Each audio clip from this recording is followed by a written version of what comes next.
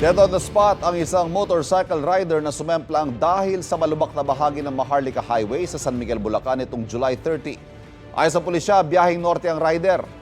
Nang sumemplang, napunta ang rider sa direksyong tinatahak ng isang trailer truck, kaya siya nabangga at nagulungan. Sa follow-up operation sa pulisya, na-arresto ang truck driver sa 13 Martires, Cavite.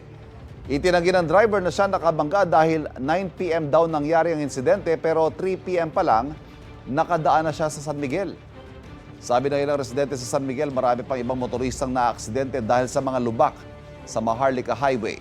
Paliwanag ng Bulacan 3rd District Engineering Office, Marso pa sila nagsimulang magkumpuni pero naantala dahil sa masamang panahon. Flood control ang nakikitang pangmatagalang solusyon ni Bulacan Governor Daniel Fernando. Kinausap na raw niya ang mga gobernador ng Pampanga at Bataan para magkaroon ng mega dike at dagdag na dam para makontrol ang baha. Kapuso, huwag magpapahuli sa latest news and updates. Mag-iuna ka sa balita at mag-subscribe sa YouTube channel ng GMA Integrated News.